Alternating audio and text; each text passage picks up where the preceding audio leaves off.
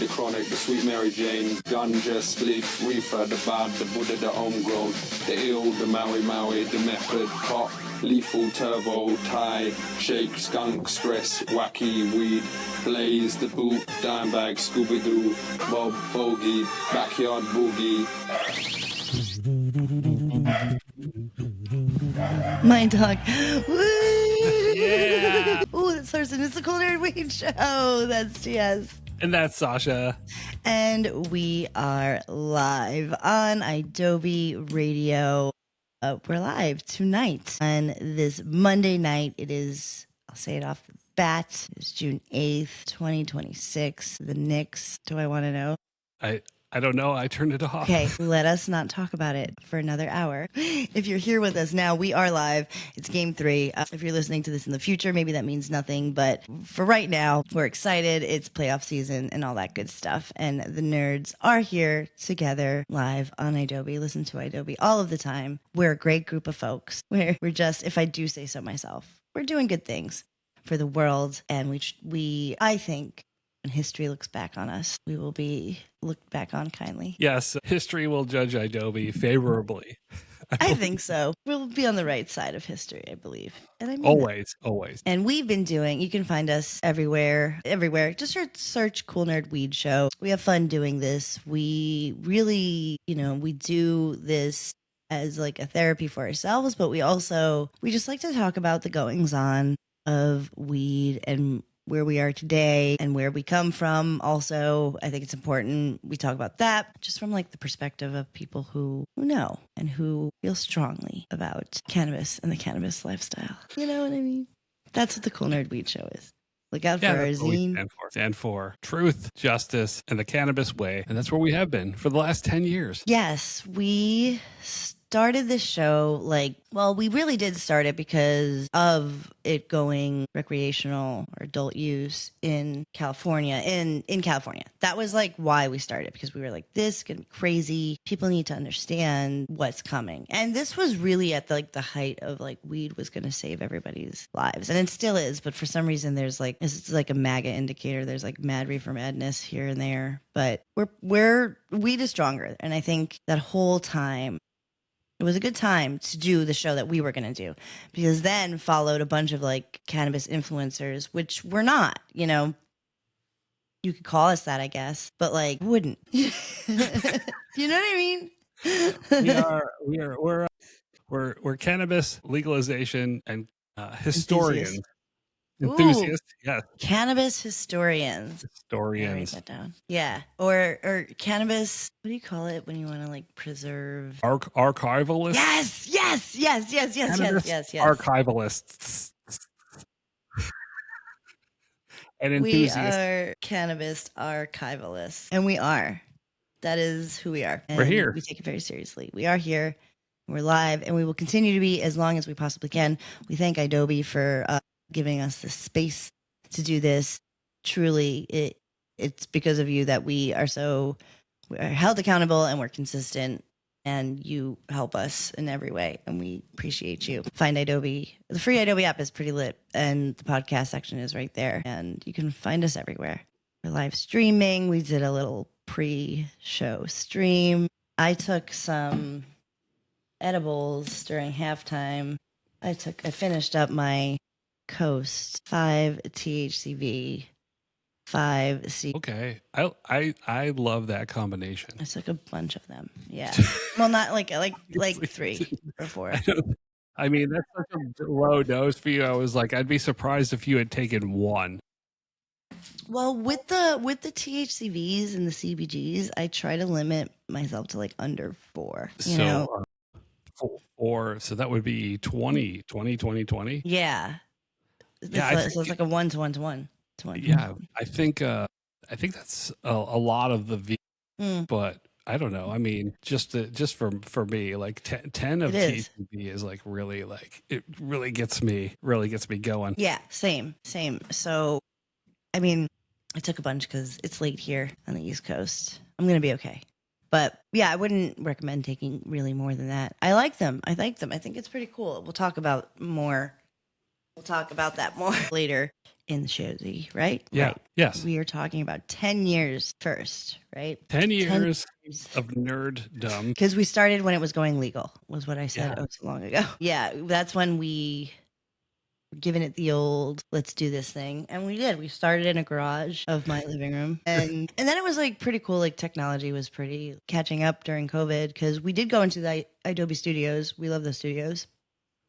And we did our show religiously. When we could go live, I was like, this is awesome. And we started to go live. I do love that. And we talked about Prop 64 a lot, which is the bill in California where it became adult use. And it's been 10 years of voter approved cannabis legalization. Wow. Yeah, that's wild. That is wild. It's been 10 years that Prop 64 has passed in California, and we've seen how cannabis has grown and improved. And that this is actually like, I found this is Governor Gavin Newsom's government website touting the successes of the voter approved legalization in California. And we can debate the successes. I think we should. And we will. I beg of you. Because, yes, while it seemed very glittery and sparkly, and this article does make it look like that. We said this when we started the podcast also, and we said this at the dispensary we worked at when the people came in and said, what would you do? And we said very clearly what we thought. Because legislation for cannabis has to be very specific and it has to have the right cornerstones of a good legislation. And I believe it needed some tweaking. And I believe that the market has shown that that is true. No bill, I guess, is perfect. I don't know. The government's weird. Yeah, for sure. Well, so there's things to tweak and work on. But this was done in such a way where if you listen to us 10 years ago, you can hear us talk about what we felt like was going to happen. And then it did. In not a great way. So we'll kind of go down this article and then we'll give our pros and cons, right? Yeah, for sure.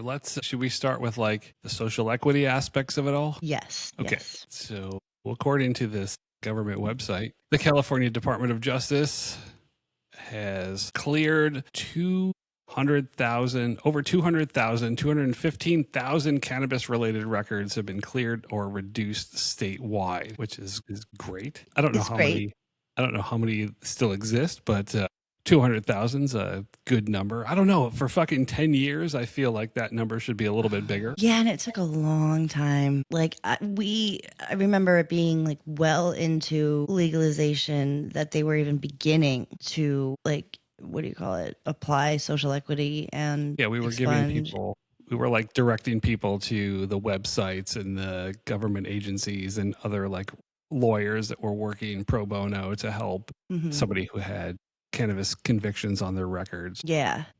And it was like, it was a while, but it did eventually happen and a bunch of records have been cleared or reduced. And if you have benefited from that, then that's awesome. It does feel like it should be higher, but I guess anything is something. So that's like a thumbs up, right? Or like a thumbs in the middle. I mean, it's still a win. Like the wheels of justice turn slowly, so like California will keep going, and if you have convictions and issues in your record, you could still apply to have those expunged and removed from your record. Yes, and do that, please. Work with who you can. It's worth doing while you can do it because it's something that doesn't come along often, and that's something that's important. Whenever your state, if you are in a state that's not legalized yet, something you got to look for is records being expunged and people who have been directly affected able to open up businesses of their own. And that was really nice to see here on the East Coast. Chicago was really good about, like Illinois, I think was really good about that. Yeah, Illinois was great. Maryland. Maryland was great. Did like massive sweeping efforts to expunge records and get people right away cleared. Yeah. They had like a framework. California, when it went like recreational, it really felt like there was no framework. It felt like they were just like, have at it, folks, because big money is coming in from the Wall Street. And it was like, there was so much regulation, yet no like organization for it yet. Metric didn't come until hella months later. Like the rollout was a little bit messy. A little bit. It was like 2 years of mess because I was there. And then I left, and then you were still there, and it didn't seem like it got better for a minute. Now it's like well-oiled mostly, but I remember hand counting inventory and like in an insane way. Like everything felt very frantic for like a year and change. Yeah, from my experience. Metric is coming. You can't do this, you can't do that. We need to clear these products out. Can we even have these products in here?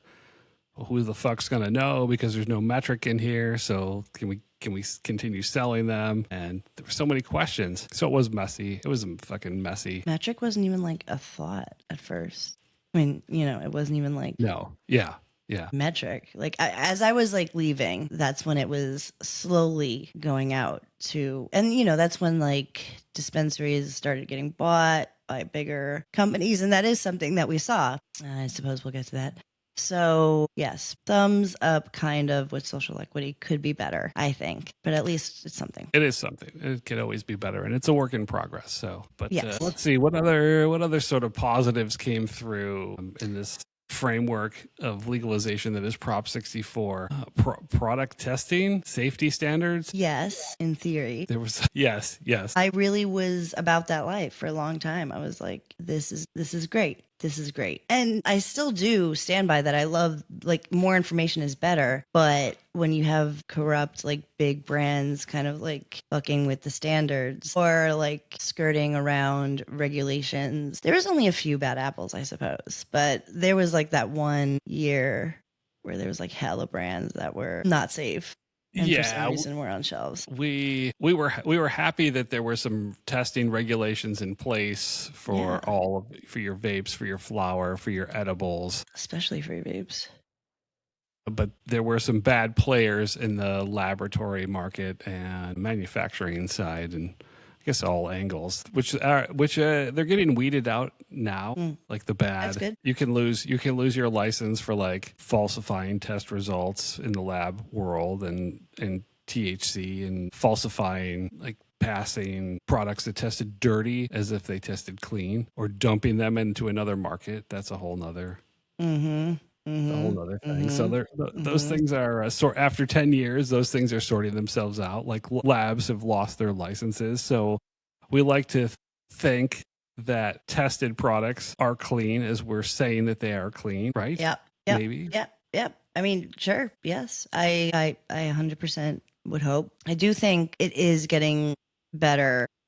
I think it was pretty rough there for a minute, and I was feeling discouraged about the big weed companies. We don't have to name names, but they are names that got bigger during the beginning of legalization. And I think what I'm about to say next, like the other thing that they're bragging about on the website, the licenses, that was such a thing. God, if I never saw or thought of the word cultivation tax again, like that put so many people out, and that it was so expensive to get a provisional license, to deal with the taxes, deal with everything that it takes to open up a dispensary. And people who had cannabis businesses before, during Prop D and 215, they weren't able to do that.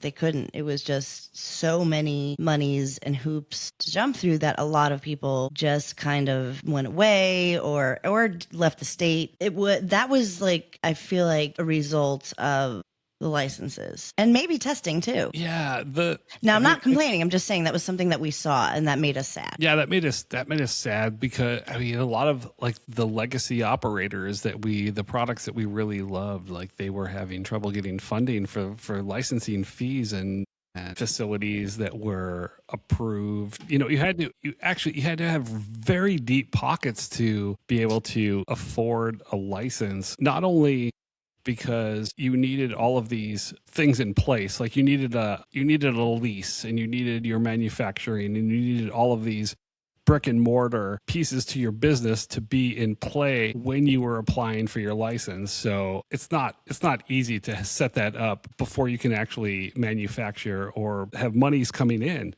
Like it's nearly fucking impossible to like have that infrastructure in place before you apply for a license, and then have the money to apply for the license, and then wait for approval of this license, all while waiting on, rents and gear, and it's ready to go. And not even you might not even get approval. Yeah, man. And I guess like during these years, there were a couple bills. Like one did get rid of cultivation tax, and there was going to be an increase in state excise tax, which is insane. But I guess Gavin Newsom was like, no, not this time. And it didn't go through. So thank you, I guess, for something ridiculous that was ridiculous to begin with. That actually went through for like 45 days. We actually had to increase the excise tax and then roll it back. And people See, this is what I'm talking about. Like, yeah, like what are you doing?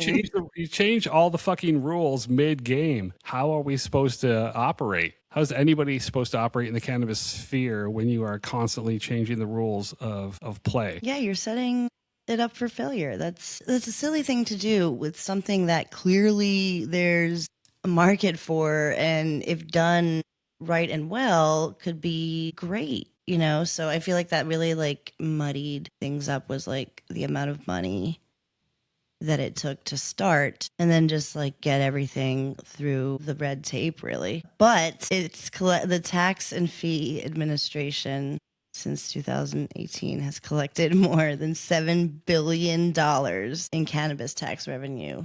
What? Those streets better be paved in gold. Research, enforcement, and community programs. What does enforcement mean? The cops? Tax revenue is going towards the cop.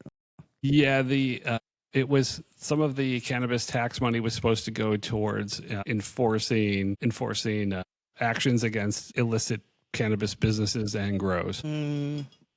So, yeah, where's that? Where's that money going? Because the illicit market is thriving. Yeah, well, because everything's so expensive. That's why nobody can afford it, and everybody wonders why. And that's like more. They're bragging a lot about that on this website, which is like, obviously don't do illegal things. We hate illegal things, but like, they do brag about all the illicit cannabis that they have eradicated, and the money and the firearms and whatnot that they have confiscated, but this part is questionable on this government website, like investing in the communities part of it. I really want to know where all this money really went, because according to this government website, that the part of the tax money goes to, there's hundreds of millions of dollars have been redirected to local governments to help support environmental protections, restoration efforts, like people that have been growing illegally in national parks, like some of those, like money's supposed to go for that, public safety, fire protection, community reinvestment programs. Like, I don't know, man, start like what was when you go play basketball, like midnight basketball. Like, where's the money for midnight basketball and youth programs and all of the other things that this cannabis money is supposed to be invested back into the community? I haven't heard one word about it doing that. No. And you not seeing the results of it. No. Or even like touting where it is. It's like nobody's saying this midnight basketball program is sponsored by your cannabis tax dollars. I know I'm stuck on midnight basketball. Well, yeah, understandably so. I agree. I think I've always wanted to know where the taxes are going. Where was I? Somewhere recently, and unless this was in my dreams, but I do remember seeing something was funded by cannabis tax. Shit, it wasn't in California. It was like in a random legal state. It was like Colorado. It was like a random legal one, and it was like this, whatever the fuck it was funded by cannabis taxes or something. I don't doubt that they're going towards like one or two things that they said, but I do feel like a lot of it is a bunch of malarkey, just like all taxes, really. I mean, California is something else with with taxes. There's a lot of taxes in the California, and cannabis is one of the things that I guess like Governor Newsom is saying he kind of helped with that, but the damage is done. It's so done. And that is reflected through the market in California, which sucks to say. It sucks to say that. But if you're in the traditional market, then bet you are can have a good Christmas. So they say that they have helped protect the environment. Yes, from cultivations. I mean, okay, yes, sure, yes, illicit cultivations. I hope that. I mean, there are supposed to be regulations and standards for legal grows and stuff. Yeah, they were finding a lot of illicit cultivations in the desert, and then And that was rough. And yeah, for the environment. Yeah, I mean, these people are polluting the environment. They're not following any EPA. I mean, they're using crazy pesticides too. Mm-hmm. And they don't care about water runoff and environmental damage. No. So all in all, great. I like the last 10 years, what panned out is what we pretty much thought, right? Yeah. I think we were right. Well, we have many shows titled The Nerds Write About Everything, but our Nerdstradamus predicts, we always said that the taxes were going to eventually mess up. And that ultimately is the demise of a lot of businesses still in California and the traditional market. If people are counting anything or quantifying anything that has to do with weed, and you're talking about California, you have to factor in the traditional market, so much so that they put a bill on the ballot, which we'll talk about later, that has to do with actually recognizing the illegal or the traditional market as almost kind of legit in a way. You know what I mean? Yeah, this California measure CB is fucking wild, and we'll get into that later, but it's fucking wild, actually. Yeah. So 10 years, and that's what we get. 10 years of like wondering, what it's going to be, and kind of it being like really grateful that it's legal and accessible and all of that stuff like that. We are forever happy and grateful for. We wouldn't trade it in for the world. But 10 years of learning and changing and adapting and helping and producing, and yet still it's the traditional market that, I don't know why that sends me sometimes. Just like, this is what we've learned in 10 years. Okay, we're going to take a break. All right. And when we come back, we're going to talk about diabetes. We'll be right back. It's the Cool Nerd Weed Show with TS and Sasha. Don't panic. It's organic. We're back. It's the Cool Nerd Weed Show. That's TS. And that's Sasha. We're live on idobi Radio, like we always are. Man, 10 years of doing a decade of podcasting. And we will do it until our last fucking breath. Like, you bet your life. 100 years. Cool Nerd Weed Show, 100 years. Idobi, 100 years. Thank you, Idobi, for being so titties. We love you so much. Truly, madly, deeply. Okay, we are live, and we have been talking about, I did want to talk about what I was smoking, though. I swear to God, we're going to talk about what we're talking about in 1 second. What are you smoking, Sasha? Well, I was going to try to do my puff coat that I was doing before, but it ran out of battery like I knew it would. Same, so did mine. For just quick purposes, which I never get pre-rolls, but sometimes when I'm like elsewhere, I just need a quick thing, when I don't know where my next fix is going to be. And I ordered these from that dispensary that has like really good stuff by me, Nile. They're dog walkers. Dog Walker brand dog walkers. Dog Walker brand dog walkers. And, I have to say, I'm not mad at this. I've had some recent pre-rolls that have been garbage, just like we know pre-rolls can be. But these particular ones are infused. So, I was like trying to like really streamline your smoking. What is it? What's it infused with, Sasha? I don't even think it's a strain now. It is.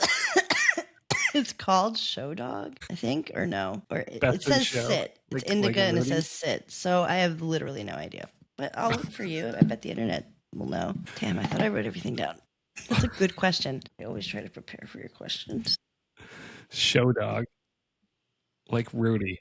But they do the trick and they taste pretty okay. I mean, that's what you want. If you're gonna do a dog walker, you need to get there while you're walking your dog. So it's a little short pre-roll. Little cutie. And they might as well be infused. So on your quick little dog walk, you can get as lit as possible. Yes. And every purchase of dog walkers proceeds towards animals in need. That's beautiful. Wonderful. We love that. I love animals, and I would like to give to them. So great. Any president that doesn't have a dog, I don't trust them. Dogs hate Donald Trump. They hate him. Yeah, I'm sure, because he smells like fucking poo. Yeah, exactly. Because he's grody. And he doesn't have dog treats. There's no dog treats in the White House. No. He doesn't even. But all of that said, we're going to talk about diabetes, please. Unless you want to talk about what you're smoking. What am I smoking? I just pulled this out because I was feeling nostalgic. And it's called, it's the Wizard Tree New Yorker. Ooh. because it was that sour diesel and LCG that we really didn't like when we tried it. But it's been sitting for a couple of days and fermenting and curing, as they say, and it's not bad. It just didn't hit on the notes that we had expected it to, with being a sour diesel. Yeah, it is. Well, I'm picky. So, no, it's I agree. It did not hit on those notes, but I didn't want it to go to waste, and because we were watching the Knicks, I wanted to smoke the rest of the New Yorker. Oh, great. I'm sorry that you're disappointed by all things New York today.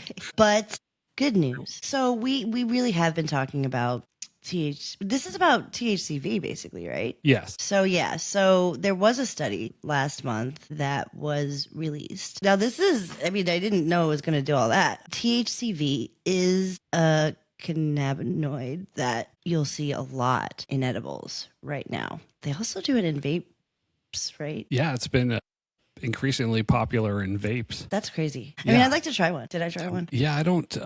Okay, so I mean, we did see the THCV vapes with the Suicide Girl vapes back. Oh, that's right. They did do that. They did do those. Those were good. They did. They were good. They were like decreased appetite, satisfied. I don't know if it did all of that, but it was energetic. Yeah. Yeah, it was energetic, and everybody's been saying it's the diet weed. Well, true. When I take them, it does help with munchies. Yeah, because. Sorry, go ahead. No, I have some here. I've got my Lost Farms. It's like a 10 THC, 5 THCV, and they do help. They do. They're good. And like anything else, you build up a tolerance, I'm sure. But I don't take them every day. I really do take them when I need like a little bit of a jolt. It is like caffeine-esque. But also I do enjoy these which I do like this combo, CBD in them as well. So that I think is importante. I haven't had that combination yet. And like all of these cannabinoids, like every company, like every is doing them different ratios. They're adding other cannabinoids to them. And, the main advantage of THCV over THC is that THCV is not psychoactive, but the THCV decreases your appetite, regulates energy metabolism, and it could be, and they're sort of finding that it might be a useful remedy for weight loss and management of obesity and type 2 diabetes. Well, you know what's interesting? To me, I find this interesting for a lot of reasons. But of all, like the GLP-1s of it all, like it must be difficult to be on GLP-1s and be a stoner, like I feel like that I would have trouble with that because I do, of course it's just something that happens. And I do think that is a lot of the reason why you'll find there's these like random studies that'll come out that'll be like, oh, it's like bad for your heart or it's like bad for your blood pressure. Because like you're not realizing you're eating so much like sodium. You know what I mean? Like you do. Yeah. I get blind munchies, and my Oura Ring's always like, "Did you eat late at night?" And I'm like, "Again, yes, of course." I was absolutely having fucking Fruity Pebbles at 1 a.m, and I do it again. My Ring has been yelling at me. She's like, "What are you doing?" I'm like, "Yeah, I smoke weed," and I'll put like CBD as my tag or whatever. But it's true. I'm sure. I mean, we're not scientists, but. The study is interesting. It was done on the Mises, and the mice were little, thick bays, and they gave them some oil. And, like, the mice became, like, fucking Popeye the Sailor Man. They were, like, doing backflips. Like, it, like, helped their, like, metabolic function. And there are more qualified people to tell you, like, the chemical reasons why. But it is interesting to me that like because that is something that they talk about when you express interest in GLP-1s. Like if you smoke weed, just understand that there's a part of you like you'll get sick, you know what I mean, if you overeat, and that's a difficult thing to control because I'm sure there's a chemical reason, like my sugar feels like it's spiking, or I feel like I'm like ravenous, receptors and all that stuff, which helps for some, you know what I mean? If you're going through chemo or you are struggling with eating because you're taking a medication that stifles your appetite, like so good, you know what I mean? Like the best. But if you particularly if diabetes is something that you are on the borderline of, or you're afraid to get it, you feel like you are walking the line, or you're on any sort of GLP-1, this might be a good like munchies Or a good, like, thing to consume without having fear of undoing anything. It's interesting. You wouldn't think? Yeah. Who knew? Who knew that THCV would actually could possibly curb your appetite, and you still get all of the beneficialness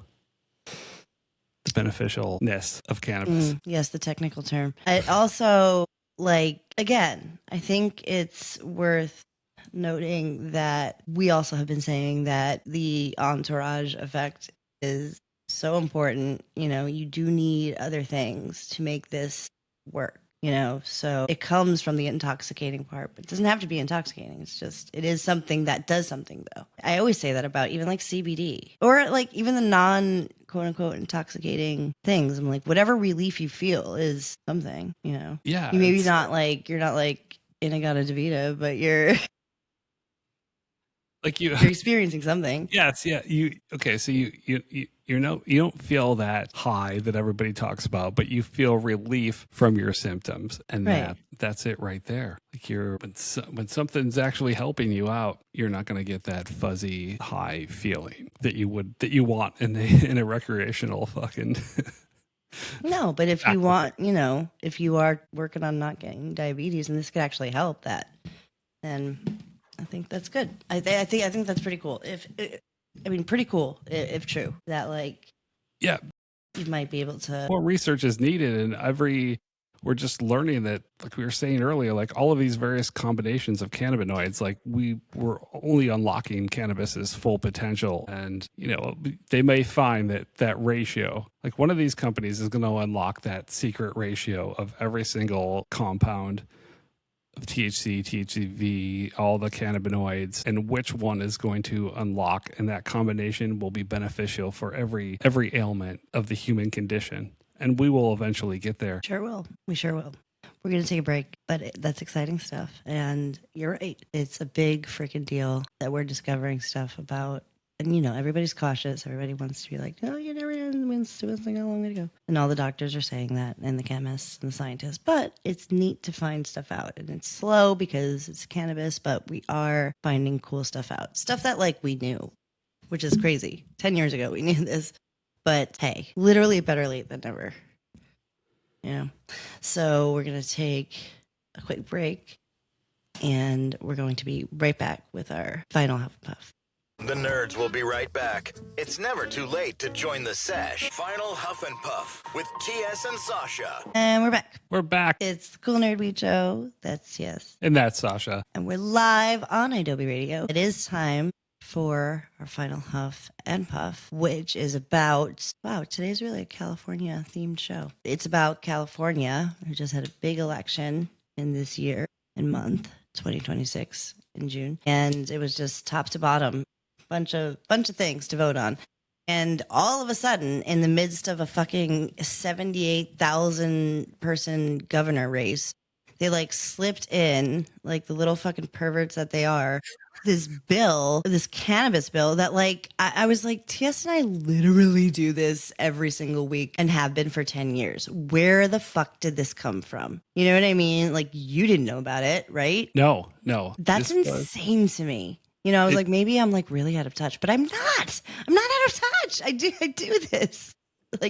I do this. I know ball. I know what's going on. It was crazy. On the California ballot in Los Angeles, Measure CB was on the ballot, and a lot of people came in the day after, and they're like, same thing. Nobody, even in the cannabis community, knew what the fuck this was about. So Measure CB, people came in and they were like, did you see this on the ballot? And nobody knew what the fuck it meant. Well, basically, okay, so Measure CB in Los Angeles passed by 70%. What? 70% of the people voted for this. And I understand why they did. And we'll break it down for you. Okay, it was this measure applies to marijuana tax to unlicensed marijuana businesses. So basically, any of the unlicensed businesses that sell cannabis in Los Angeles are subjected to the cannabis tax, which is 10% on cannabis sales, 5% medical tax, 2% manufacturing, cultivation, and other commercialization, 1% on testing and research. So they are trying to tax the unregulated and unlicensed shops in Los Angeles, or they're trying to get those businesses to pay their taxes as if they're legitimate cannabis businesses. Well, we were just fucking talking about... Do you know what's so funny? Sorry. You were just about to go on a rant and I just cut you off in the balls and I'm so sorry. But we literally did... No. Cross your fingers. I have to say this. Okay. We talked about this. We talked about what was on the ballot for weed, 3 weeks ago when we did the live show with It's News to Us. Yes. And Mood Killers. And we did not know about this. We were doing deep dives into the news. Totally. Okay, go ahead. Did you remember? Please tell me. You crossed your fingers, right?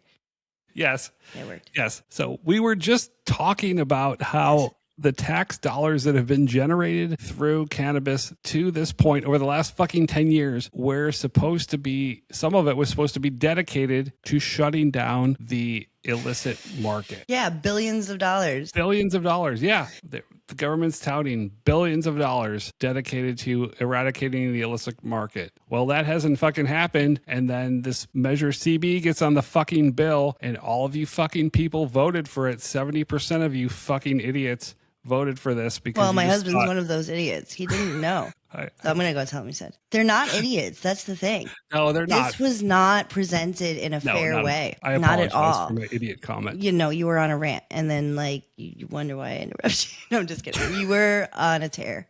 Rightly so. How they did this is so sneaky leaky. And I didn't know. I honestly, anything related to tax, I was just no. I don't even know if it was good or bad. I was you fucking put anything with tax in its name on this ballot, I'm going to be angry. And I'm even angry at what is even happening. I'm angry at everything. Truly. Anger is a gift.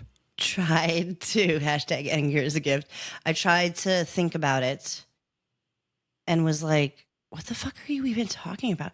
I was A of all, you are bragging about how you really cleaned it up there with that illicit industry, with all the guns and shit and all the properties that you seized and all the people you put out of work and probably, tore up families and did the wrong shit. Great. Good for you. Then why are you basically legitimizing it by taxing them? Right? If you're you don't exist anymore.